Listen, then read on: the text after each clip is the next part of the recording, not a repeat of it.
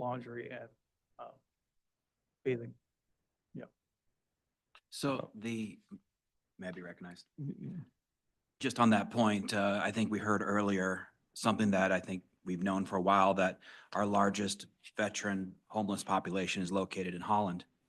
And are we expecting them to ask family for a ride out here to Fillmore in order to get a shower and do their laundry? In Holland, you know, there's walkability from those locations that were identified earlier. There's public transportation options for that crowd earlier.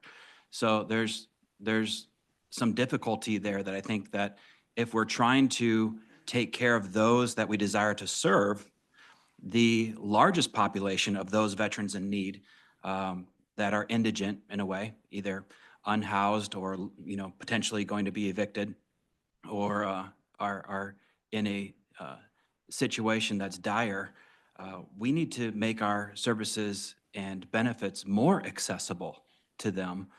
I'm afraid logistically that we're making it more difficult for them to access this.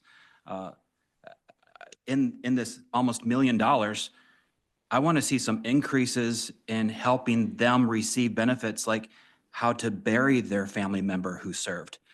Currently, we're giving them, I believe, $300 when a burial costs north of $10,000. $300 is not a meaningful amount of money to help offset that burden.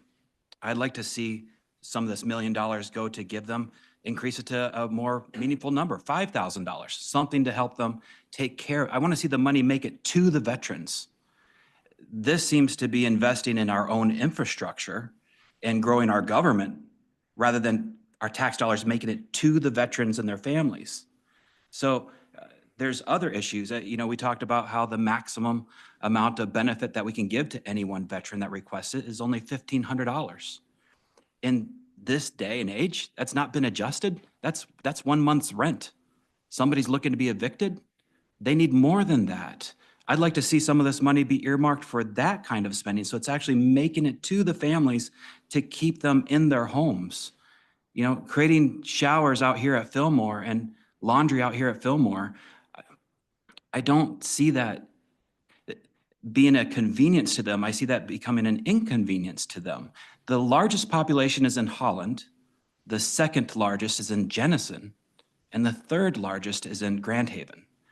So by you moving some of these facilities out to here, Fillmore, you're inconveniencing far more veterans that use these services from Holland and Jenison than you are conveniencing those that are in Grand Haven.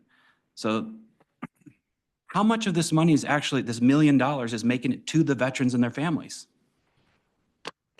Well, like we stated earlier, you know, with the county veteran service officer,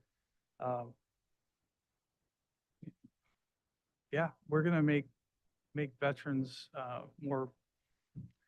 If you're homeless and you're not getting the benefits through the federal VA, that's where the county veteran service officer has the ability to submit claims and compensation and pension and disability to help them get out of that current situation.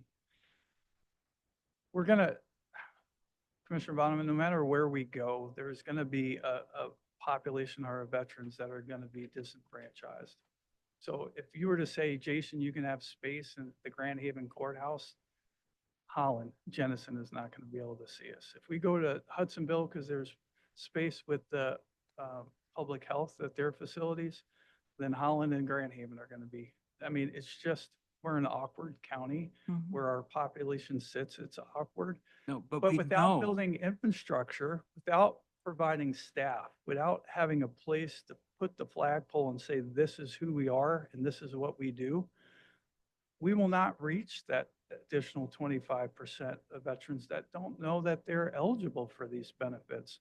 So we have to have growth within where we sit and how we operate, provide a space not only for our employees to say they're proud to work in, which we also have a place that, you know, veterans feel comfortable and safe to come to see us, to ask for these. Jason, do you have some data that says that our current location does not make our veterans feel comfortable or safe?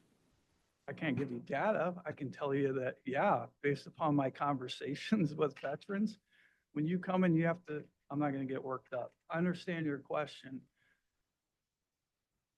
I'm not even going to go there. We have private offices, correct? We have 2 offices, that's it. With closed doors. With closed doors. Right. But you have to sit outside and wait to be greeted by an environmental science clerk to let you come back to even see us. And while you're doing that, you're waiting in a waiting room that is cold and blank with kids that are there waiting to get their shots before they can go to school, or people that are there to get information on STDs and all these things. Veterans do not want to walk into a space, and this is, do I have a survey data for you? No, I don't. But I will tell you from the folks that we're speaking with, from the folks on the committee, it's not a conducive space where we're currently Jason, at. this is space that the entire public accesses all the time. It's good for the entire public. Are you saying it somehow needs to be more accommodating for veterans than for the rest of us?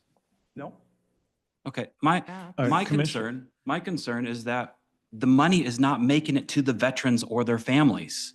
We see this with government all the time. It gets lost in bureaucracy. It gets lost in payroll and infrastructure. This is $1 million. And I'm not opposed to you having different space at all. I just want it to be strategic to meet the needs of those we desire to serve. I come from a long line of veterans, lost my cousin in Afghanistan. I understand that they have specific needs, special needs, privacy. We want to be accommodating. I'm afraid that this is a lot of money being spent on building government bigger, but it's not making it to those we desire to receive it. I'd like to go to Commissioner Rhodey next, please. Jason, I just want to commend you for hearing your veterans and the things that they're saying to you. When this issue was first brought to my attention, it was brought to my attention by former state representative Barb Vanderveen. She's the wife of a vet. And she was working with veterans for the Secretary of State's office. So she has been advocating on this issue for many, many, many years. And one of her top concerns was for space. And that particular environment is not a welcoming space for vets. They don't want to go there because it's not that they feel better than anybody else, but they're very private. They want to go to a space where they're going just to see the people they need to see, because in all